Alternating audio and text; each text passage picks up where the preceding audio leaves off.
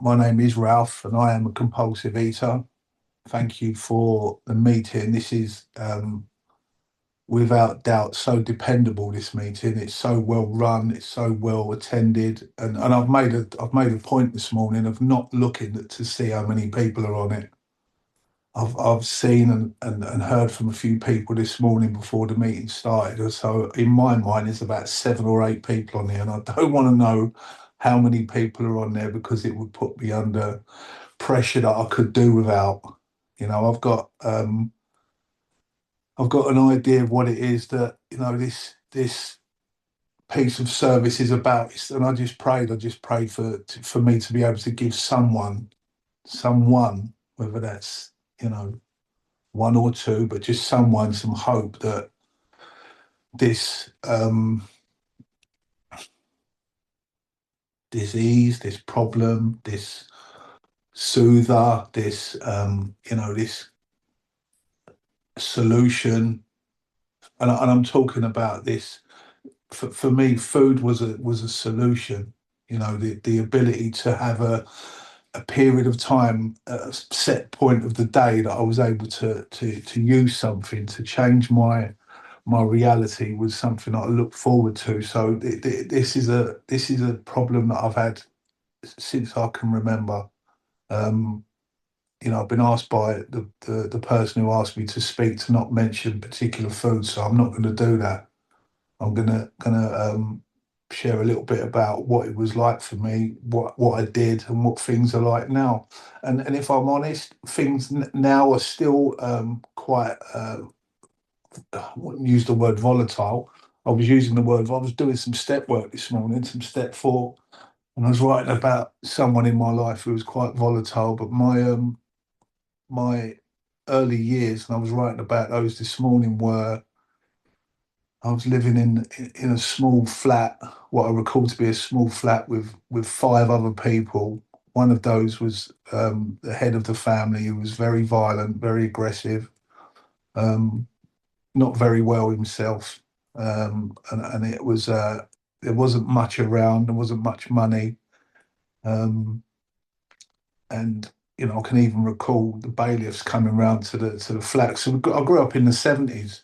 I was born in 1970. I remember these bailiffs coming round and removing our gas cooker and taking it out with a like a wheelbarrow kind of thing. And I have this memory of having to eat this particular food that had to be boiled in a big bowl, and it was horrible. And I just, for me, food was something that I craved because I was hungry, probably.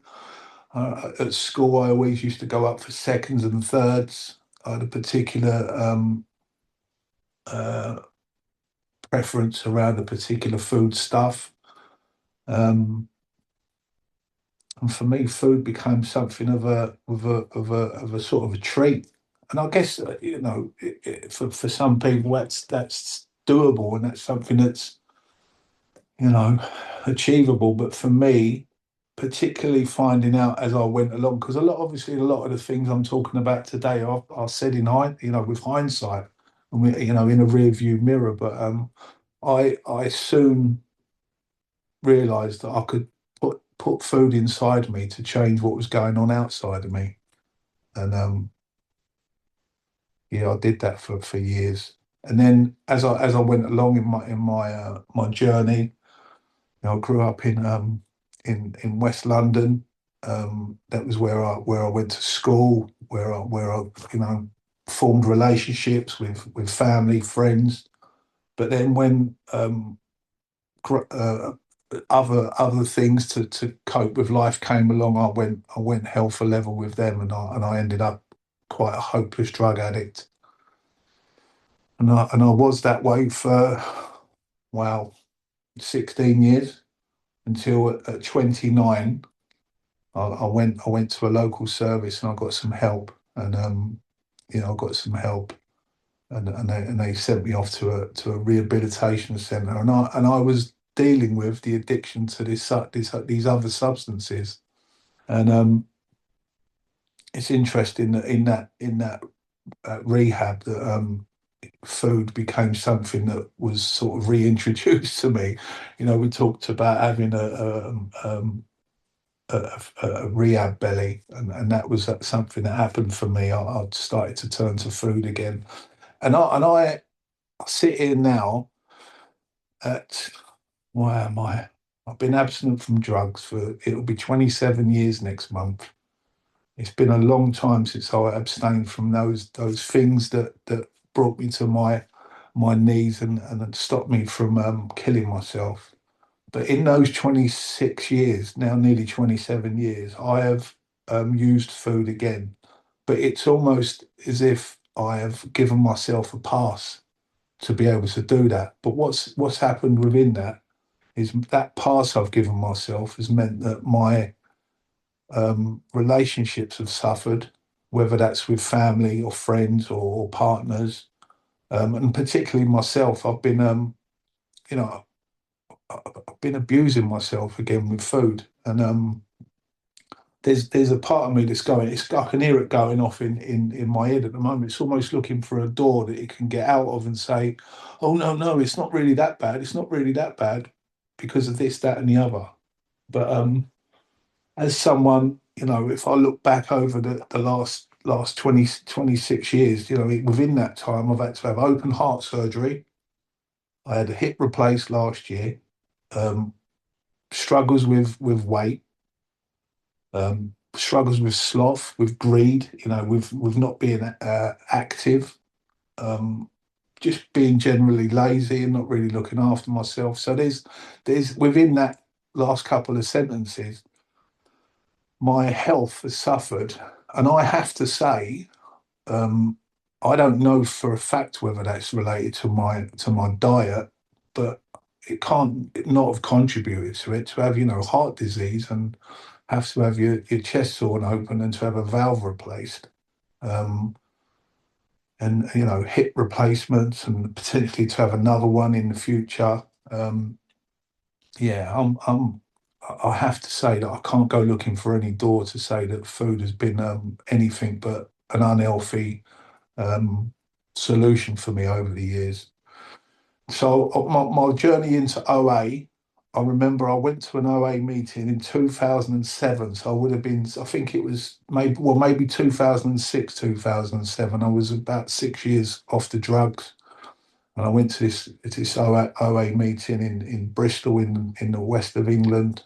Um, and I remember I wanted help because I was someone who was at that time. I think it was around the time that my son was born. My son was born in 2006, and I split up from his mum, and I moved back to the place the town where I was in rehab. And I moved back, and I was in this little bedsit, and I was going to the shops, and I was in a position where I was going to certain shops, and I was not returning to the same shop. I'd go to another one because of the shame that I felt about going to that shop, because I thought that the people behind the counter were judging me. So I had this real, I was in this dilemma where I was just overeating. I was buying stuff and going to other shops and shame was gripping me. So I decided to go to some OA meetings. I found out about OA, went to these meetings, and I got myself a sponsor. And this woman would ask me to ring her every morning at 8 o'clock. She asked me to do some writing, a few other bits and pieces, and I managed to get introduced to the concept of 301, 3 meals a day, nothing in between, one day at a time. And I'm not sure, I can't recall with clarity how long I stayed in OA for, but I remember thinking to myself, well, obviously I thought to myself, I know what I need to do now. Thanks for your help. I'm off.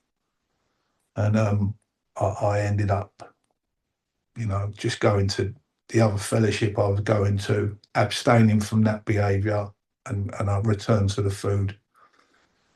And then in 2022, I met my now wife at work.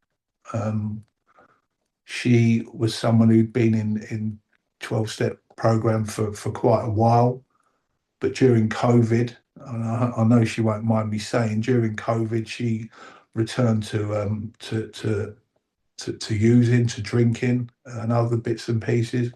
And I, we got talking, and then she'd asked me a question. She said to me once, "How do you do recover?" Because I, for big chunks of my recovery, I've been a non-believer. I've been someone who hasn't believed in any kind of higher power, any kind of God.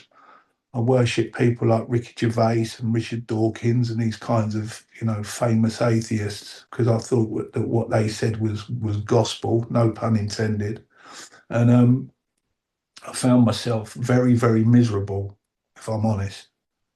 I wasn't happy, and even friends of mine today say to me that over the last little while, I didn't look like I was enjoying life. I was quite unhappy, and it was true, I wasn't. And my now wife said to me a while back, she said, "How do you work the steps without God?" And I was quite taken aback. I thought, cheek, I'm 20 odd years clean. Who are you talking to? Um, but she was right. Ralph was sponsoring Ralph. Ralph was working the steps with Ralph. Ralph was running his show. And unfortunately, when I buy the horse shit that I generate on one side of my head, then unfortunately, my life isn't going to run too smoothly. So I decided to, it wasn't a, a flash of white light. It was just that I started to seek some help in an area that I had been lacking, and it's paid off. It's paid off in spades. I got myself a sponsor in OA, and I've just got on with what he's asked me to do. With hiccups, there's been a few hiccups. I've had a few relapses. I'm currently. I just had a quick look on the app, Everything at OA app that I've got. I've got 75 days today. Because in October, I come to another point where I had to fess up to my sponsor and say I've been overeating. I've overeaten again, and thankfully he said to me, "I'm here for you.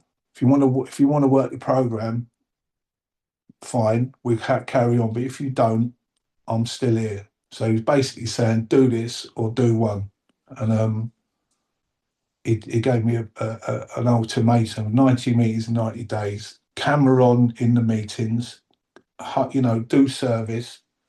And I've done that. I've prioritised my step work as well. I've been doing. I was up at 5 this morning. I was doing some step work this morning because I can't sponsor Ralph anymore.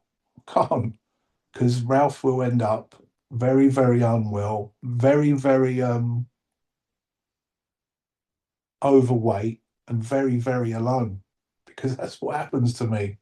I become this miserable, agitated, uh, bigoted, a horrible, aggressive little turd, and I don't want to be around that, to be honest, for myself, let alone other people. And I got married in August of this year, and it's had its bumpy moments, but at the minute we're doing really well.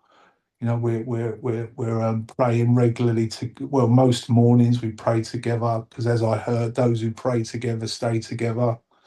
I'm just doing what I can to stay abstinent.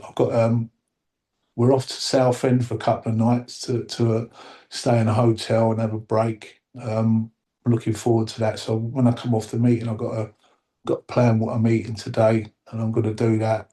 But yeah, for me, OA is something that's daunting. It's scary. I'm coming up to the end of my time. I've got 30 odd seconds. I don't want to take too much in the meeting. It's daunting and scary, but it's something I know that it's possible. I get a lot of hope from this meeting. There's a lot of committed members on this meeting that I draw strength from, and it's been a pleasure to do the little bit of service that I do. I don't hide behind the camera anymore. Trying to get recovery by osmosis, as they say. You know, this isn't, as I'm finding out, this isn't a spectator sport. I've got to participate, and that's what I try to do. So yeah, I'll leave it there. Thanks.